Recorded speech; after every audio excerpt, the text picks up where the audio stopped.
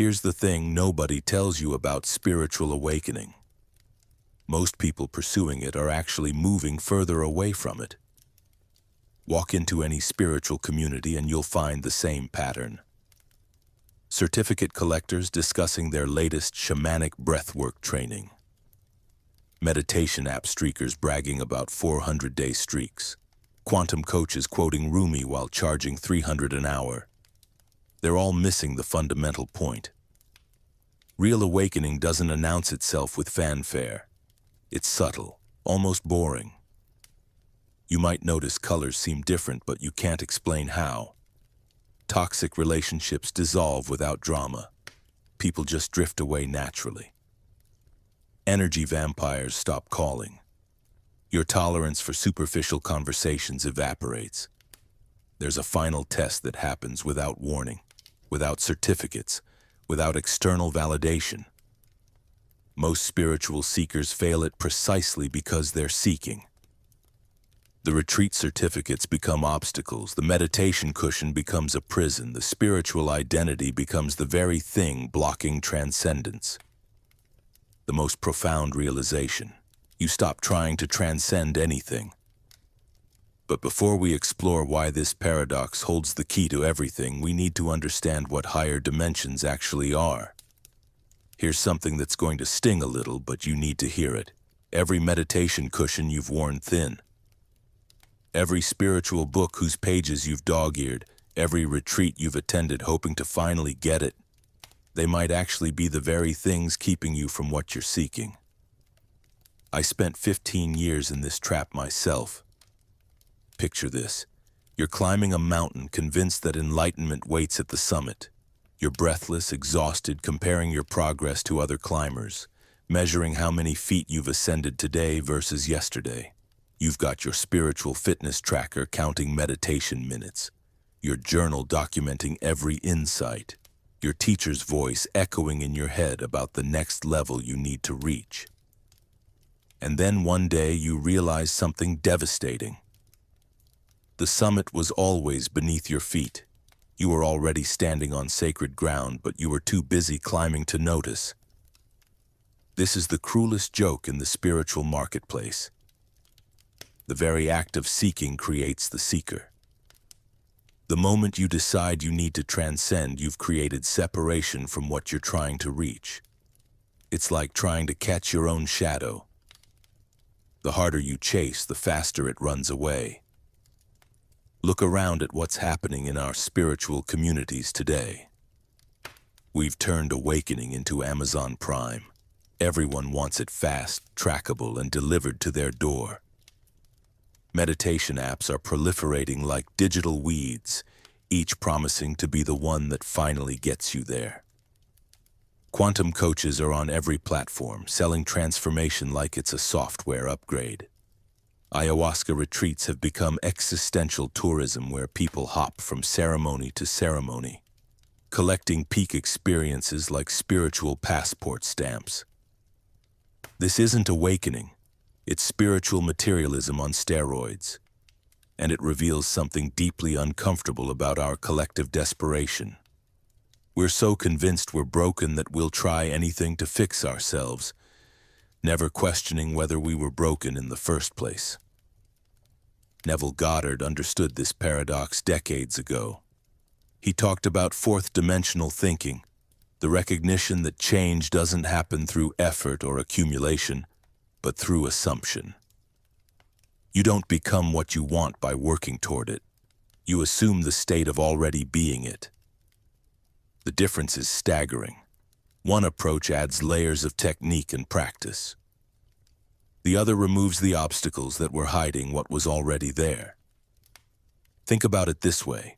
If you're trying to find your glasses while they're sitting on your head, the problem isn't that you need better searching techniques.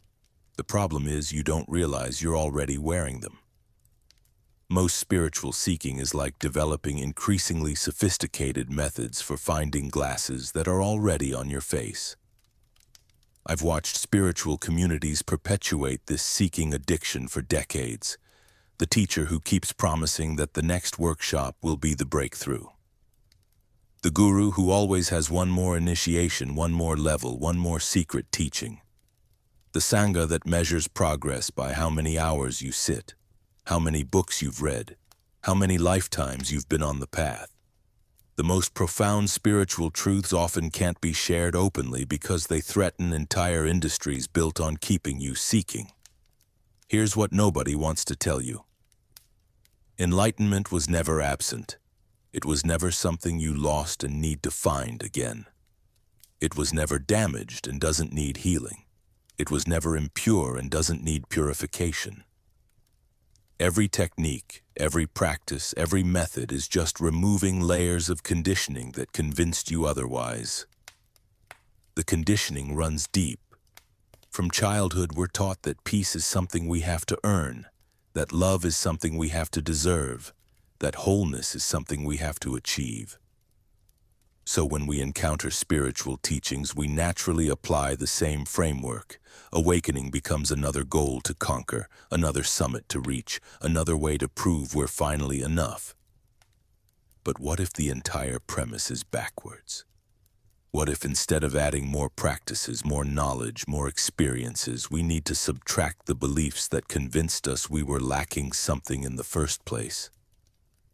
I remember sitting in a meditation retreat, day 6 of noble silence, my back aching from hours of sitting, my mind cataloging every sensation, every thought, every breath. Like a spiritual accountant, the teacher kept talking about letting go. But I was holding on tighter than ever to the technique, to the progress, to the hope that this retreat would finally be the one that cracked me open. And then it hit me. I was trying to use effort to achieve effortlessness. I was using the mind to transcend the mind. I was using the seeker to find what the seeker was seeking. It's like trying to use darkness to create light. It's not just ineffective, it's impossible. The most liberating realization in any spiritual journey is also the most deflating. You don't need to become anything you're not already. You don't need to reach anywhere you haven't already arrived. You don't need to find anything you haven't already found. This is why surrender often comes disguised as defeat. When every spiritual strategy has failed, when every teacher has disappointed, when every technique has fallen flat, there's a moment of complete giving up. And in that giving up, something extraordinary happens. Not because you finally found the right method, but because you finally stopped looking. The seeker dissolves not through victory, but through exhaustion. Not through achievement, but through the recognition that there was never anything to achieve. Not through finding, but through realizing you were never lost. This is the doorway we're approaching. The place where everything you think you are begins to dissolve and everything you actually are begins to emerge. The moment arrives like a silent earthquake. You're sitting in that familiar conference room, the one where you've performed your professional identity 1,000 times before, and suddenly the costume doesn't fit. The words coming out of your mouth sound foreign, like someone else's script. Your colleagues nod and engage exactly as they always have, but you feel like you're watching the scene from outside your body. The successful executive, the one you've carefully constructed over 15 years, just stops making sense. This is identity collapse, and it's the most terrifying, beautiful thing that happens on the genuine spiritual path. Not the path of accumulating insights or experiences we explored earlier, but the real one, the one that strips everything away. Sarah, a marketing director I knew, described it perfectly. One Tuesday morning, she walked into her corner office, looked at her awards on the wall, and felt nothing. Not disappointment, not anger, just complete absence of connection. The identity that had driven her for decades had simply evaporated overnight. She tried to put it back on like a favorite shirt, but it hung on her like medieval armor, impossibly heavy and belonging to someone else entirely. What makes this process so disorienting is that it's not a conscious decision. You don't wake up one morning and decide to abandon your carefully crafted roles. They abandon you. Or more accurately, The frequency that once animated them shifts, and suddenly there's no resonance. It's like trying to tune into a radio station that's moved to a different wavelength. You hear only static where music used to play. Relationships dissolve with the same eerie gentleness. Not through dramatic arguments or betrayals, but through simple frequency mismatch. Conversations that once felt meaningful become hollow echoes. Friends you've known for years start feeling like strangers speaking a language you no longer understand. The dedicated spiritual seeker who used to bond with fellow truth seekers over weekend workshops finds those connections taste like cardboard. The perfect partner role crumbles not because love disappears, but because the performance of being the perfect partner becomes impossible to sustain. Each falling identity takes entire universes with it. When the successful professional dissolves, so does the network of meaning built around achievement, recognition, and career progression. When the devoted parent identity cracks, the whole framework of sacrifice, protection, and legacy planning loses its grip. When the spiritual seeker evaporates, the elaborate scaffolding of practices, beliefs, and future enlightenment collapses into dust. This contradicts everything modern culture teaches about growth and transformation. We're told to add skills, accumulate experiences, build networks, expand our comfort zones. But real transformation, the kind that touches the core of what you are, operates through subtraction, not addition. Each removed layer allows deeper breathing. Each dissolved identity creates space for something that was always there but couldn't be perceived under all the noise of becoming. The terror is real because identity collapse feels like death. And in a very real sense it is. The version of you that walked through the world with such certainty about who you were and what mattered is dying. The mind scrambles to rebuild, to find new identities to inhabit, but they won't stick either. It's like trying to glue feathers onto a bird that's learning to fly. The adhesive simply won't hold at this new frequency. But here's what nobody tells you about this process. It's not random chaos. It's what scientists call a dissipative structure, apparent disorder. That's actually reorganization at a more refined level. Consciousness itself operates this way. When a system reaches a certain threshold of complexity or energy, it doesn't just improve gradually. It completely restructures itself at a higher level of organization. The liberation emerges in the spaces between collapsed identities. When you're no longer the successful professional, the spiritual seeker, the perfect partner, or the exemplary child, what remains? Most people are so terrified of this question they'll grab onto any available identity just to avoid the void. But if you can stay in that naked space, something extraordinary reveals itself. You discover the observer that was watching all those identities perform. Not the roles themselves, but the awareness that was aware of playing them. This observer was never actually identified with any of the costumes. It was just watching the show with such focused attention that it forgot it wasn't the actors on stage. When nothing remains except this pure observing its own capacity to observe, the whole game changes. Life continues. Bills still need paying. Relationships still need tending. Work still gets done. But the desperate attachment to outcomes dissolves. You engage fully while holding everything lightly, like playing an intense game while remembering it's just a game.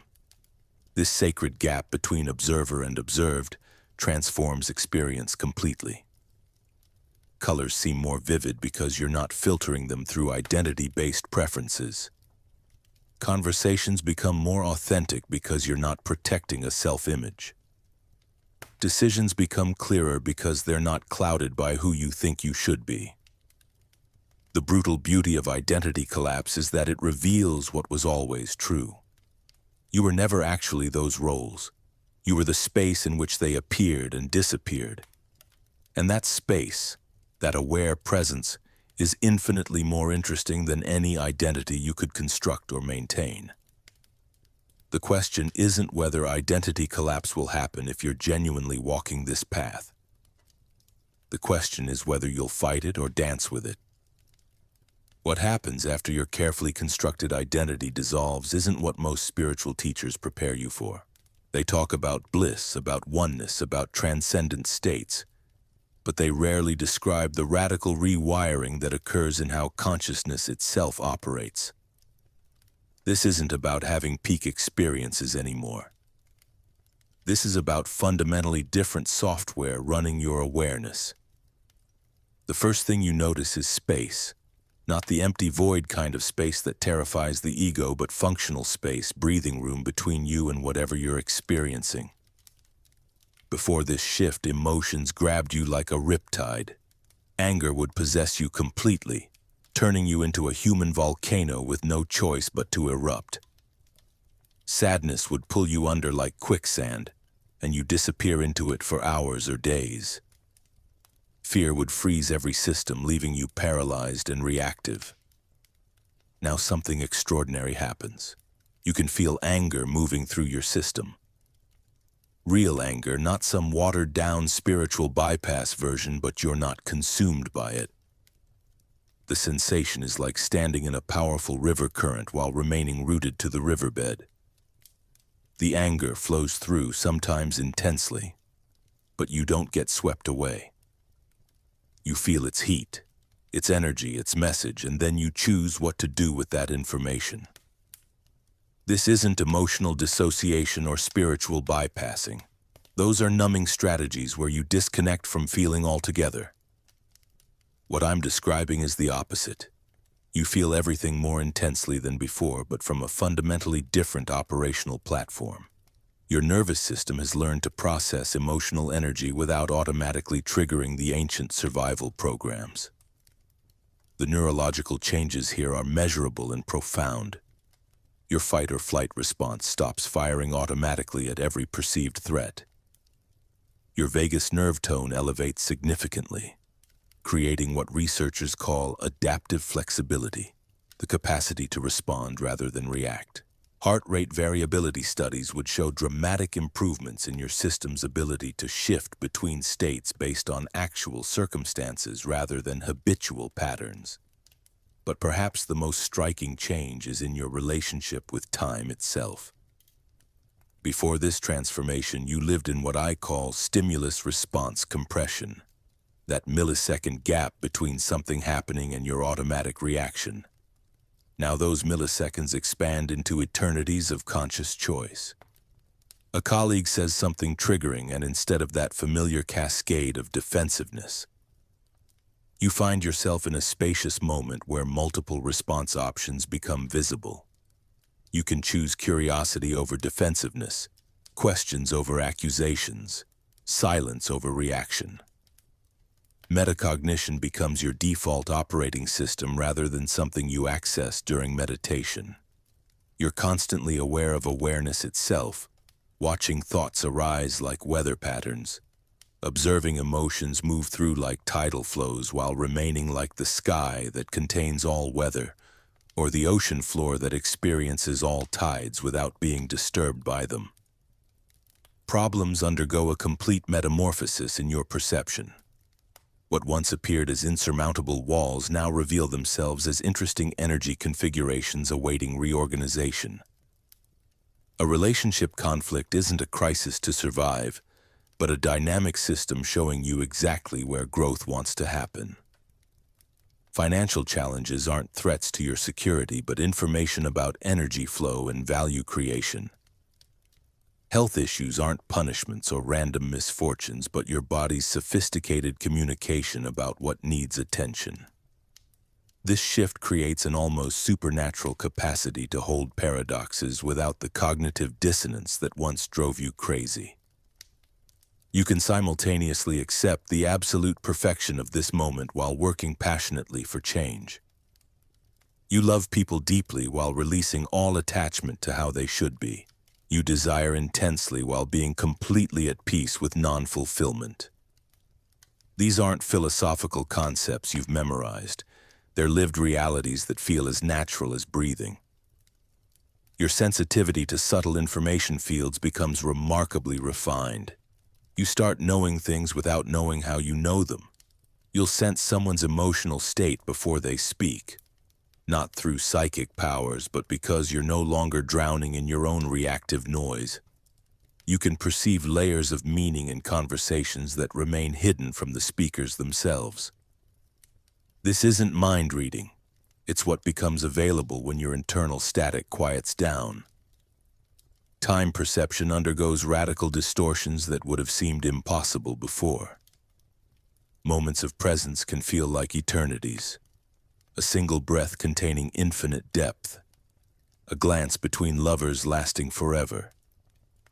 Conversely, hours pass like minutes when you're in flow states, completely absorbed in creation or connection. Linear time loses its tyrannical grip on your experience. You still show up for appointments and meet deadlines, but you're no longer imprisoned by the clock's mechanical march.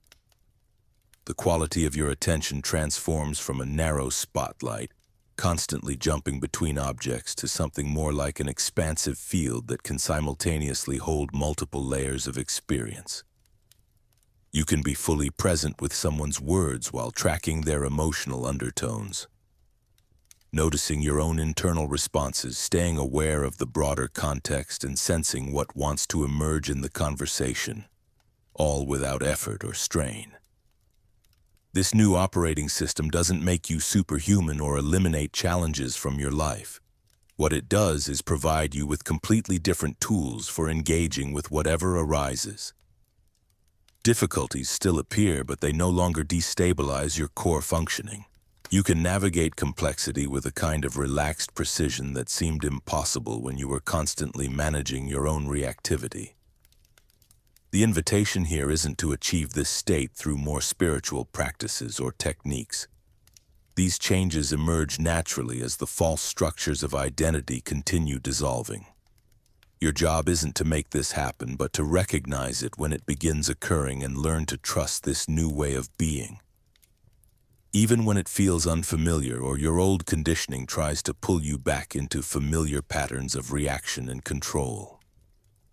The strangest thing happens when you start operating from that new consciousness we explored. People begin disappearing from your life without any drama, without confrontations, without those exhausting "we need to talk" conversations. They just fade away like morning mist when the sun rises.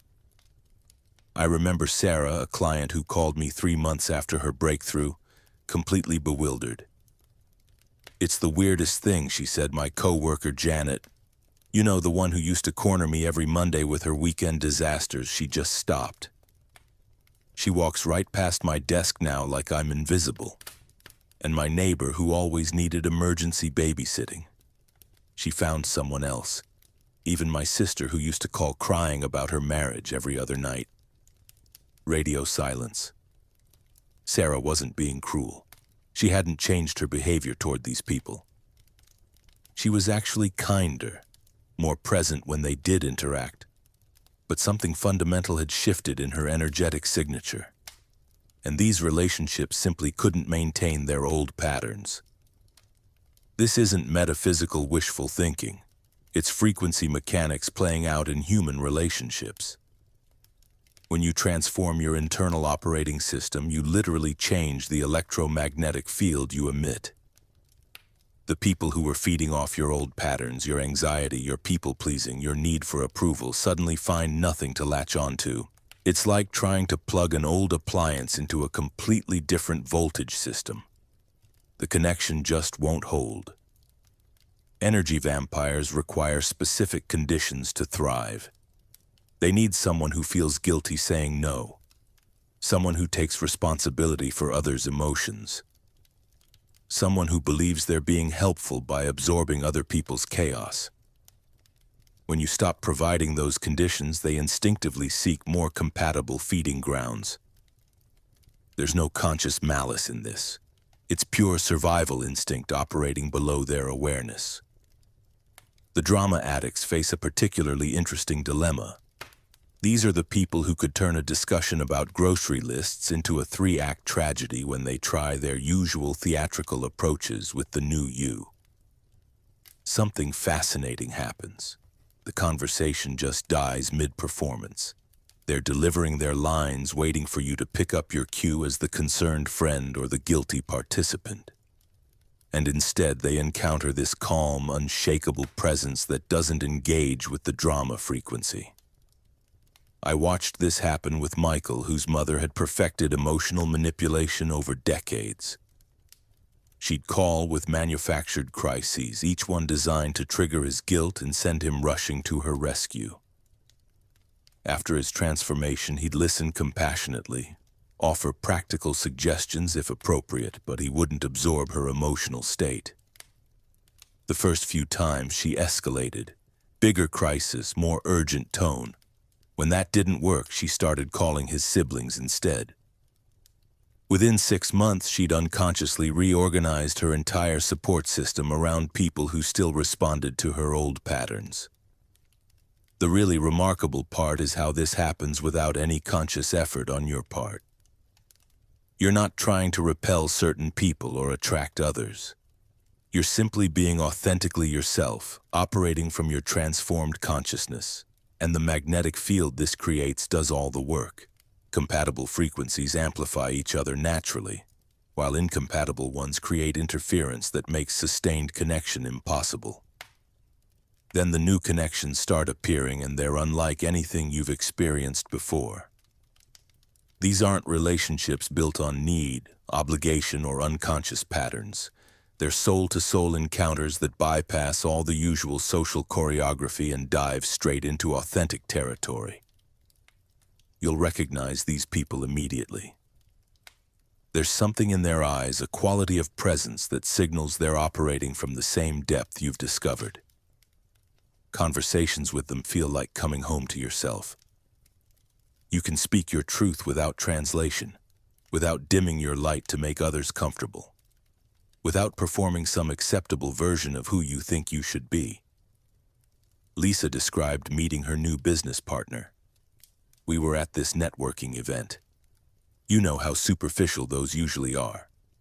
But when we started talking, it was like we spoke the same language that nobody else in the room understood. Within 10 minutes, we were discussing the real challenges of maintaining integrity in business. The loneliness of operating from authentic principles in a world that rewards performance. I didn't have to explain myself or justify my values. She just got it. These soul connections grow in completely different soil than your old relationships. There's no need to manage, fix, or complete each other. Instead, there's this beautiful recognition. Two whole people choosing to share their journey. The authenticity is effortless because you're both past the point of wearing masks for social acceptance. The family dynamics often become the most challenging aspect of this transformation. Family members who knew your old operating system can feel genuinely betrayed by your change, as if remaining static was somehow a virtue. Your mother might say, "You've become so different, so distant," when what she really means is that her old emotional buttons no longer work. Your father might accuse you of thinking you're better than everyone else when you stop engaging with his cynical worldview. This creates a crisis in family systems that have relied on your old patterns for stability. If you were the peacekeeper, the rescuer, the one who absorbed everyone's emotional overflow, your transformation forces the entire system to reorganize. Some family members will rise to meet you at your new level of authenticity. Others will double down on the old patterns, trying desperately to pull you back into familiar dysfunction. The key insight here is that none of this is personal, even though it feels intensely personal. You're witnessing the laws of resonance playing out in human form. When you change your frequency, you automatically attract and repel different elements. It's not cruel, it's not rejecting, it's physics applied to consciousness.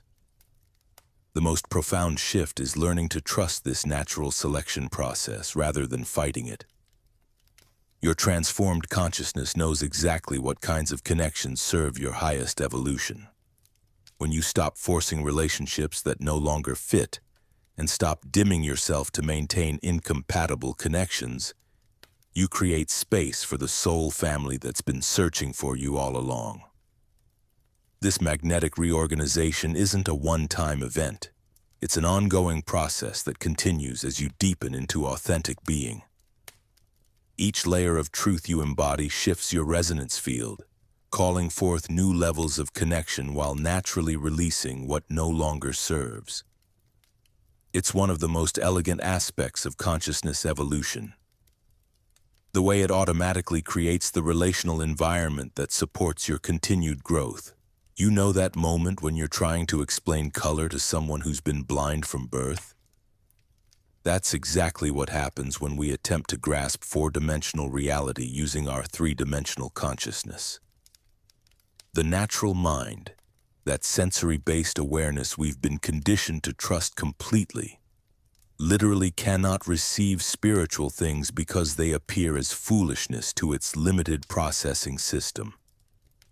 Here's what's fascinating. We're essentially trying to understand the ocean while insisting on staying in a two-dimensional puddle. Imagine attempting to comprehend depth using only length and width. Your brain would reject the very concept because it has no reference point, no framework to house that information. This is precisely why most people dismiss higher dimensional experiences as imagination, delusion, or wishful thinking. But here's where it gets interesting. Natural vision, the kind we've been taught to worship, confines reality to this singular moment we call now.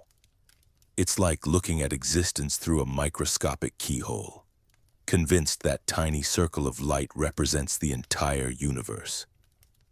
Spiritual vision operates completely differently. It perceives past, present, and future as one continuous present whole. I remember reading about researchers who discovered something that should have shattered our understanding of linear time. They observed events occurring in higher dimensions before those same events manifested in our three-dimensional space. Think about that for a moment.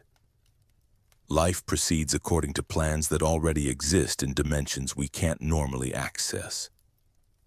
What we experience as the future is simply information flowing from a realm where time operates by entirely different rules. This discovery validates what mystics have claimed for millennia.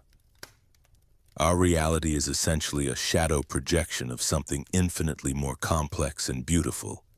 We're watching the cave wall, mistaking shadows for the actual objects casting them. Neville Goddard spent decades developing practical techniques for accessing four-dimensional reality, and his method is surprisingly straightforward. First, you clearly define your objective, not some vague wish, but a specific outcome you can imagine in vivid detail. Then comes the crucial part, constructing an event that would naturally occur if your desire had already been realized. Here's where most people stumble. You must completely immobilize your physical body, entering a sleep-like state where your normal sensory awareness becomes dormant. In this condition, you imaginatively perform actions with full sensory participation. Feel the congratulations handshake after landing that job. Sense the weight of keys to your new home. Experience the emotional satisfaction of achieving what you've been working toward. The critical difference, and I cannot overstate this, lies between feeling yourself in the action versus visualizing like you're watching a movie screen. When you're watching yourself from outside, you're still operating from three-dimensional consciousness. True four-dimensional engagement means you are the person experiencing the fulfilled desire, not observing that person from a distance. Four-dimensional objects possess something three-dimensional objects lack entirely. Mutability.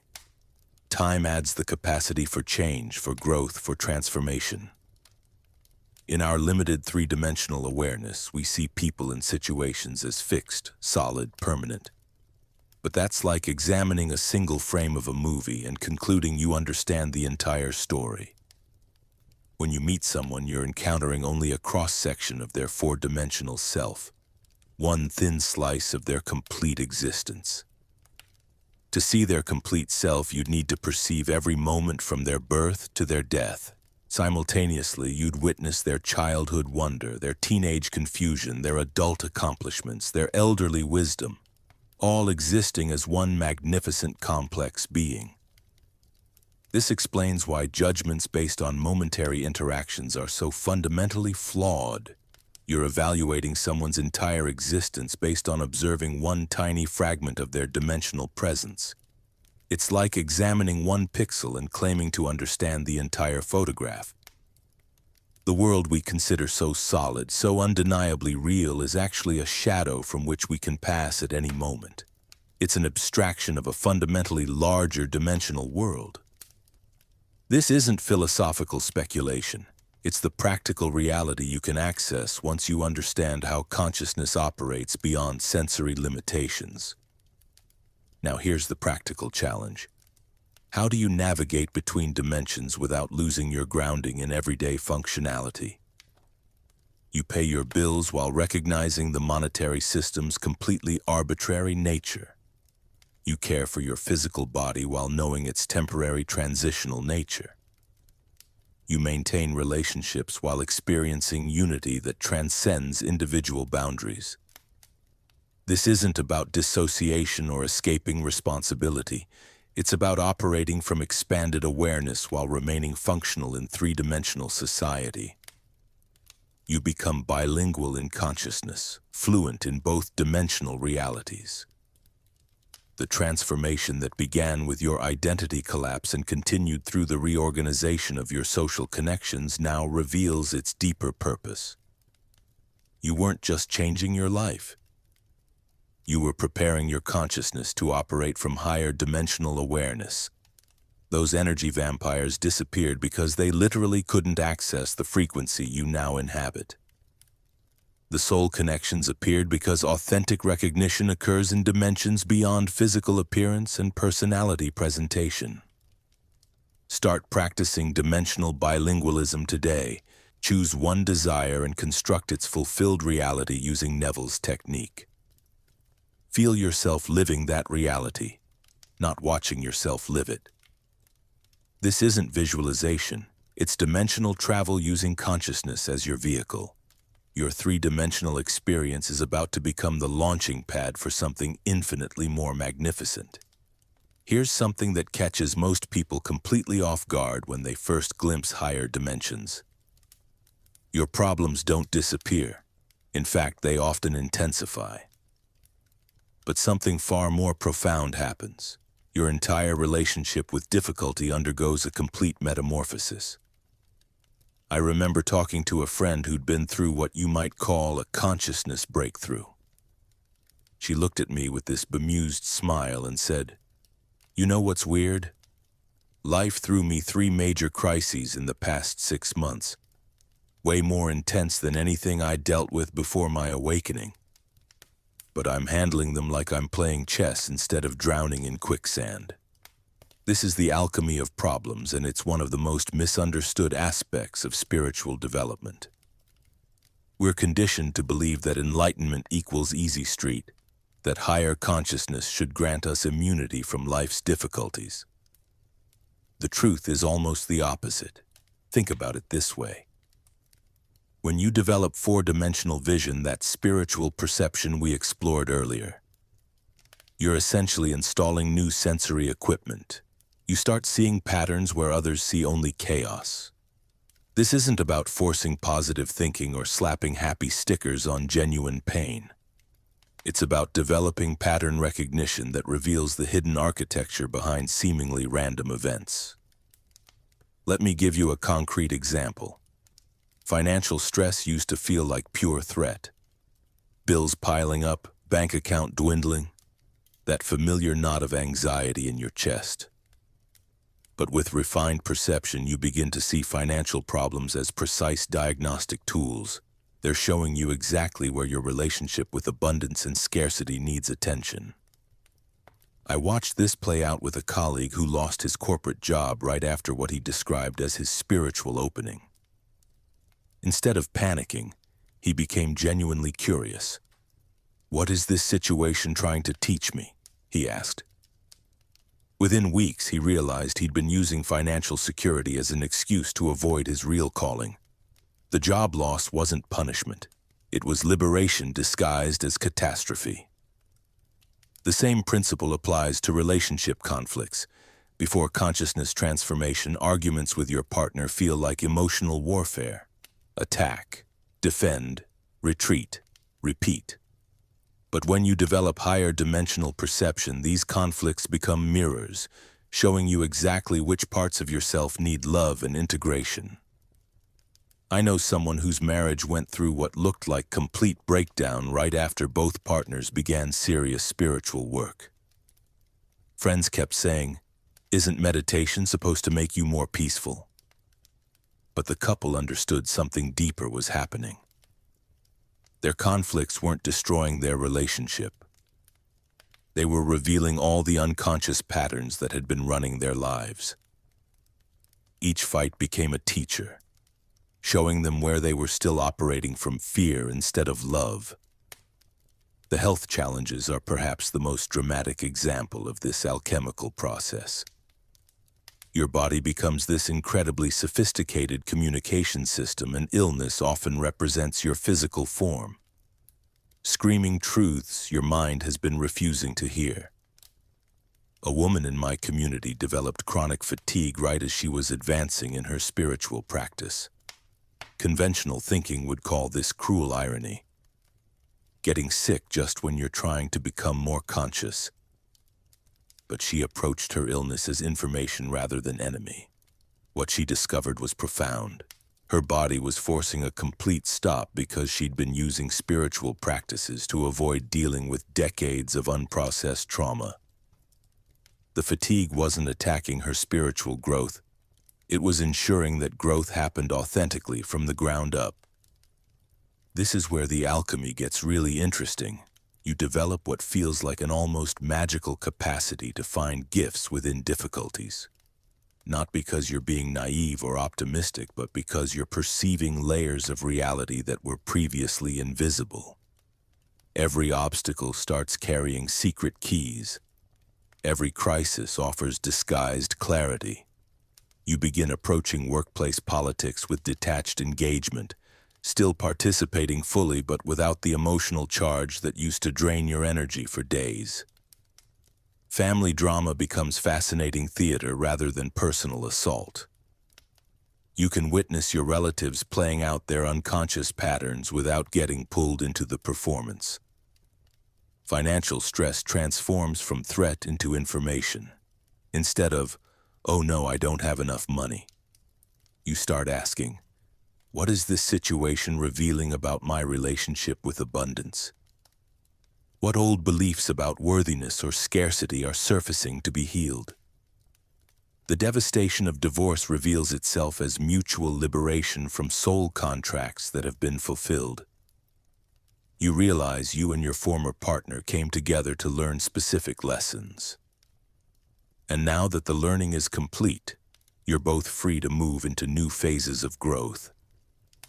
What looks like catastrophic job loss becomes the necessary push to abandon the unlived life you'd been settling for.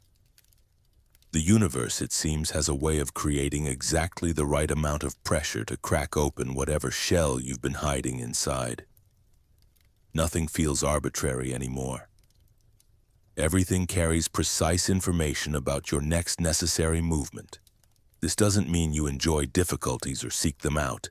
It means you meet them from a fundamentally different place, with curiosity instead of resistance, with trust instead of fear. The old you would have spent weeks ruminating over why bad things keep happening. The transformed you starts asking better questions. What is this situation trying to teach me? How is this difficulty serving my highest good? What gift is hidden in this thorny wrapping? You develop what I call meta-perception, the ability to see the invisible structure behind chaotic events. It's like suddenly being able to read the source code of reality instead of just experiencing the surface-level program. This shift in perception becomes your greatest spiritual tool. You You stop being a victim of circumstances and become a conscious participant in your own evolution. Every challenge becomes a customized curriculum designed specifically for your soul's continued expansion. The paradox is complete. Problems don't diminish, but your capacity to transform them into wisdom becomes virtually unlimited. You're playing the same game of life, but with entirely new rules and infinitely expanded possibilities. Here's something that completely revolutionizes how we understand spiritual service. The most profound teaching happens not through words, but through the quality of your presence itself. After consciousness shifts in the way we've been exploring, you discover that your primary work isn't about reaching higher levels or perfecting yourself. It's about serving, simply by being who you are. This sounds almost too simple, doesn't it? Yet when you live from authentic presence, you become a walking reminder of human potential. Every interaction plants seeds without you trying to teach anything. You're not preaching or explaining. You're simply demonstrating what it looks like when someone isn't constantly at war with reality. Think about how this actually works in daily life. You become like a living mirror reflecting back to others their own dormant possibilities. Some people feel immediate comfort in your stable presence, like shipwrecked souls suddenly finding solid ground. They can't quite name what's different, but something in them relaxes around you. Others feel distinctly uncomfortable because your peace highlights their internal war. Both reactions serve awakening perfectly. Sometimes that discomfort is exactly the catalyst someone needs to start questioning their patterns. When they encounter someone who isn't reactive, it suddenly makes their own reactivity visible. When they meet someone who doesn't need to control outcomes, their own compulsive need for control becomes obvious. The beautiful thing about this kind of service is that it requires no stage, no microphone, no followers. It happens at the supermarket checkout when you treat the cashier as a complete human being rather than a transaction facilitator. It happens in traffic when you choose compassion over the horn. It happens in those moments when someone is processing pain and you hold space without trying to fix them. This is completely different from traditional spiritual teaching models. There's no doctrine to transmit, no technique to share, no method to teach. You're just living ordinary life with radical presence, and that becomes the complete transmission. I've watched this create extraordinary ripple effects. The elevator lady who receives genuine attention carries something different with her all day. The executive who observes your non-reactive response to a flight cancellation suddenly notices their own reactivity patterns. The child who sees mistakes treated as discoveries learns there are alternative responses to imperfection. You're not trying to change anyone. That would actually interfere with the transmission. You're simply being authentic. And authenticity has its own magnetic quality. People sense when someone isn't performing, when they're not trying to maintain an image or prove anything. That freedom is contagious. But let's be honest about the inevitable misunderstandings. Your peace gets read as apathy. Your acceptance gets interpreted as weakness. Your absence from drama gets seen as emotional shallowness. People who are addicted to intensity can't initially recognize depth that doesn't announce itself loudly. Family presents the most complex challenges because they know all the old buttons that have stopped working. Relatives become disoriented when you don't respond according to the familiar scripts. Family dynamics can go into crisis when you abandon your assigned role in the dysfunction. I remember watching someone navigate this with their mother who had spent decades using guilt as a control mechanism. When those guilt attempts started ricocheting off without finding their target, the mother initially escalated, trying harder to provoke the old responses. Emotional manipulations that had been effective for years suddenly lost their power. This isn't about becoming cold or disconnected. If anything, you're more present and caring than before, but you're caring from a place of strength rather than codependency. You're loving without enabling. You're compassionate without taking on other people's emotional states as your responsibility. The transmission happens because people can sense the difference between someone who's pretending to be peaceful and someone who actually is. They can feel the difference between performed spirituality and genuine transformation. You're not trying to convince anyone of anything. You're just demonstrating that another way of being is possible. Sometimes the most powerful transmission happens in complete silence. You're sitting with someone who's going through difficulty, and instead of offering advice or trying to cheer them up, you're simply present with whatever is arising. That quality of presence where someone feels truly seen and accepted without being judged or fixed can be more healing than years of therapy. The key is recognizing that your transformed consciousness serves the collective simply by existing. You don't need to become a teacher or healer or guru. You just need to live authentically from whatever understanding has emerged through your own process. This is how consciousness evolution actually spreads, not through mass movements or viral ideas, but through individual humans embodying new possibilities. Each person who stops fighting reality creates a field of peace that others can feel. Each person who responds to conflict with curiosity rather than defensiveness demonstrates that such responses are possible. Your presence becomes a silent invitation for others to remember who they really are beneath all their conditioning and reactivity. And that invitation, offered without agenda or attachment to results, is perhaps the most generous gift you can give to a world that has forgotten its own essential nature. The moment you begin living from expanded awareness, people start asking uncomfortable questions. How can you be so peaceful when there's so much suffering in the world? Isn't your spiritual bliss just privileged escapism? This criticism reveals a fundamental misunderstanding of what dimensional navigation actually involves. Peace doesn't emerge from ignoring suffering or retreating into blissful denial. It comes from being fully present with what is without being consumed by it.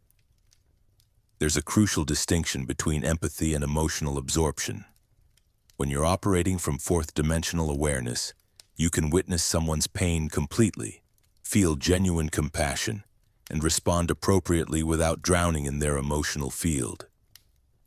You become more helpful, not less, because you're not adding your own reactivity to an already difficult situation. This is the daily art of dimensional navigation. Living simultaneously in multiple layers of reality without confusion or denial. Your bills still need paying even though you now perceive the arbitrary nature of monetary systems. Your body requires care and attention despite recognizing its temporary nature. Relationships need communication and boundaries while you're experiencing the unity that exists beyond individual separation. The workplace becomes a fascinating laboratory for this practice. You function within corporate hierarchies while remaining conscious of their constructed nature. During team meetings, you participate fully in discussions about quarterly targets and strategic initiatives, knowing these are agreed-upon games with no ultimate reality. You respect individual boundaries and personalities while perceiving the single consciousness expressing itself through different forms. You operate within social conventions while recognizing the collective theater performance we're all participating in. This isn't dissociation or spiritual bypassing. You're not floating above human concerns in detached indifference. Instead, you're fully inhabiting multiple reality layers simultaneously. When your colleague gets frustrated about the new software rollout, you engage with their concerns practically while also seeing the deeper pattern of resistance to change that runs through all human experience. You help solve the immediate problem without getting lost in the drama surrounding it. The most remarkable shift happens in everyday activities. Breakfast preparation receives the same quality of attention you once reserved for meditation retreats.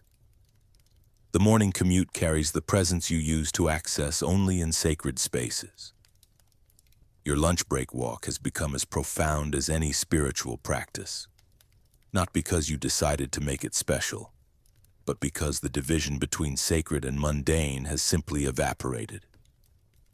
People start noticing something different, though they can't always articulate what. Tense meetings find unexpected resolution when you're present. Chaotic environments seem to organize themselves around your calm attention.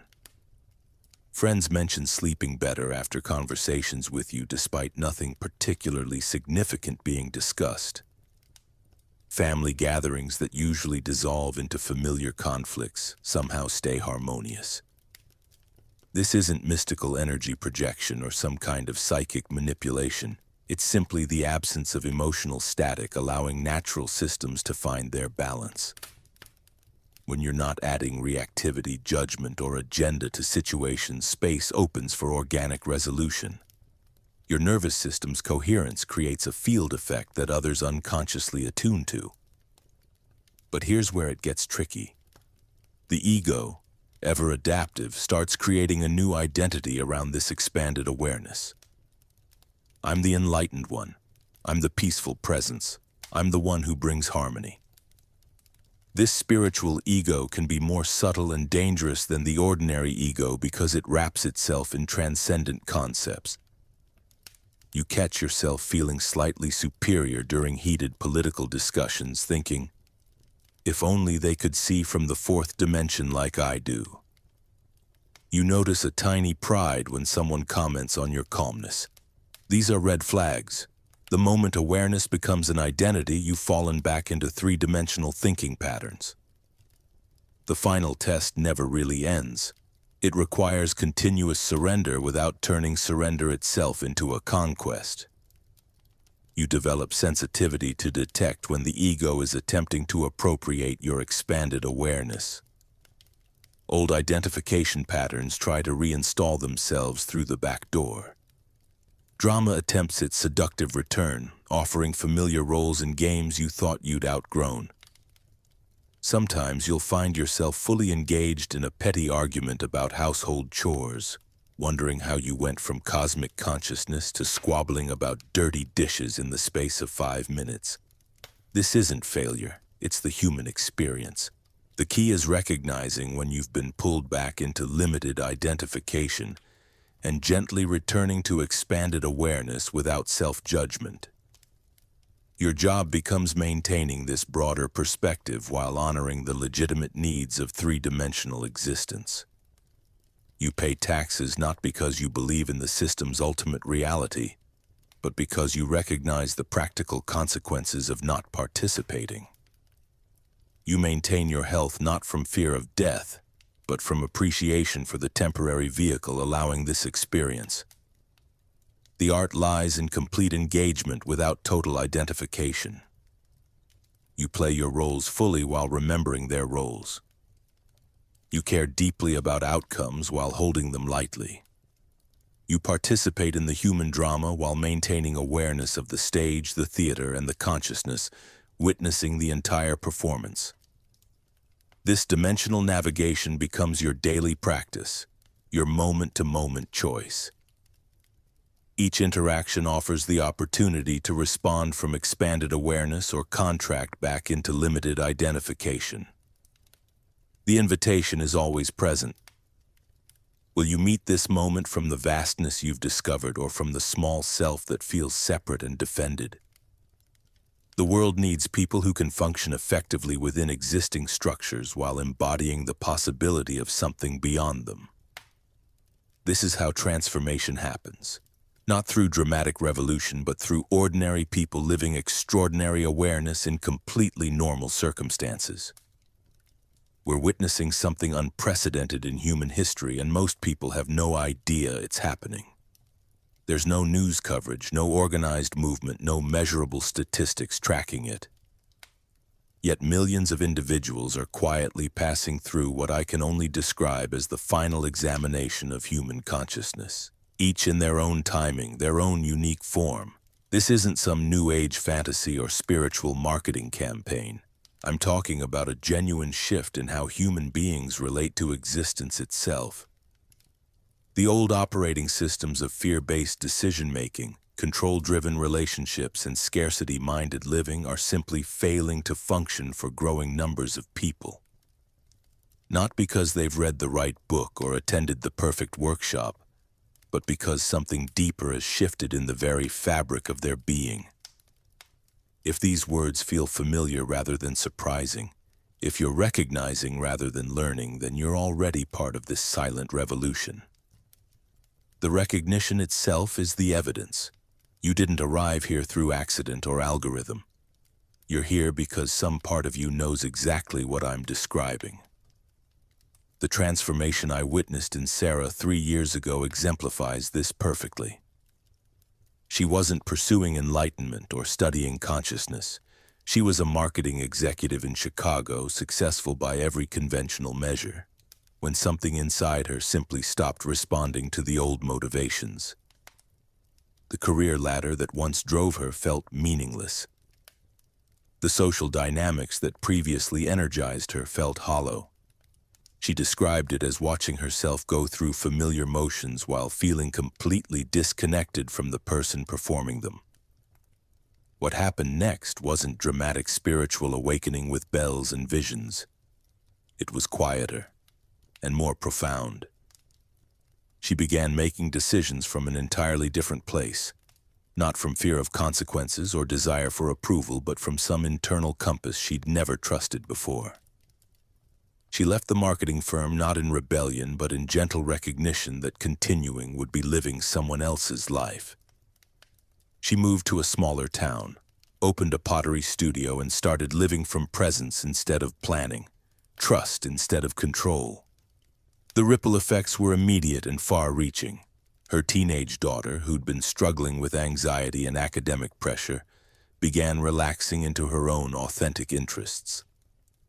Sarah's elderly mother, initially concerned about the career change, found herself inspired to pursue painting for the first time in 40 years. Customers visiting the pottery studio consistently mentioned feeling unusually peaceful there, though Sarah never spoke about spirituality or consciousness. This is how the revolution operates, not through teaching or preaching, but through the inevitable influence of someone who has stopped running from themselves. Sarah's presence became a living demonstration that another way of being human is possible. She didn't need to explain or convince anyone. Her authenticity spoke a language that bypassed intellectual understanding and touched something deeper in everyone she encountered. The world doesn't need more spiritual teachers promising quick enlightenment or ancient secrets. We don't need more techniques, more workshops, more systems for achieving higher consciousness. What we desperately need are ordinary people living extraordinary present lives. People who choose love over fear, not as spiritual practice, but as natural response. People who remain clear when everyone around them is confused. Peaceful when chaos dominates the headlines. Open when the cultural default is defensive closure. This kind of service happens automatically when you stop pretending to be someone you're not. It requires no special training, no certification, no platform or audience. A grocery store clerk operating from genuine presence creates more positive impact than 1,000 self-help seminars. A parent who has learned to respond rather than react provides their children with a template for emotional intelligence that no school curriculum can match. But here's the paradox that catches many people off guard. Recognizing that you've passed this invisible threshold doesn't end the work. If anything, it clarifies what the real work has always been. You're not adding more knowledge or developing new skills. You're engaged in an ongoing process of letting go, surrendering everything that isn't authentically you, maintaining constant openness to life flowing through you without obstruction. This means asking yourself uncomfortable questions on a regular basis. How many masks do you still wear out of habit rather than necessity? Which automatic patterns are you running that no longer serve anyone, including yourself. How often do you forget the expanded vision you've touched and need gentle reminding of what you already know? These aren't failures or setbacks. They're part of an ongoing refinement process that never ends because consciousness itself is infinite in depth. Each layer of conditioning you recognize and release reveals another layer beneath it. Each space you open in your awareness shows you vaster territory you hadn't noticed before. There's no arrival point because you're exploring the infinite nature of what you actually are. Consider Marcus, a construction foreman in Detroit who went through his own quiet transformation 2 years ago. He still shows up at the same job sites, manages the same crews, deals with the same deadlines and budget pressures. But something fundamental shifted in how he relates to the inevitable stress and conflict. Instead of managing through intimidation or manipulation, he started responding from genuine care for his workers' well-being. Instead of seeing problems as personal attacks on his competence, he began viewing them as puzzles to solve collaboratively. The change in workplace atmosphere was dramatic. Productivity increased, not through pressure, but through people actually wanting to contribute their best effort. Conflicts that previously escalated into shouting matches began resolving through honest conversation. Workers started approaching Marcus not just with problems, but with creative solutions, knowing they'd be heard rather than dismissed. Marcus never mentioned consciousness or spirituality. He simply stopped operating from the fear-based assumption that controlling others was necessary for getting things done. His crew began carrying this different energy to their families, their communities, their other relationships. One person's authentic transformation touching dozens of lives in ways he'll never fully know. This is the silent revolution's true power. Individual transformations creating collective shifts that spread like ripples through the fabric of human interaction. When enough people stop living from fear and start operating from love, when enough individuals choose presence over panic and trust over control, the entire cultural atmosphere begins shifting. We're not talking about converting the masses or changing political systems, though those shifts may follow naturally. We're talking about the contagious nature of authentic human presence. When you encounter someone who has genuinely stopped fighting with reality, something in you remembers that this is possible. When you witness someone responding to crisis with clarity instead of panic, your own capacity for clarity is activated. The revolution is silent because it doesn't need announcements or manifestos.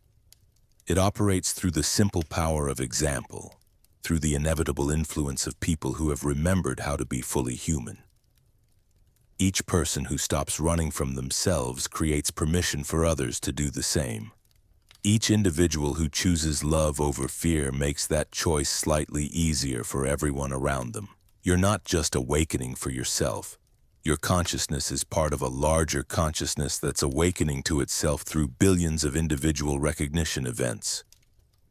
Your personal journey toward authenticity is simultaneously a contribution to collective human evolution. The work you do on yourself, the patterns you release, the fears you face, the love you choose ripples out in ways your mind cannot track or measure.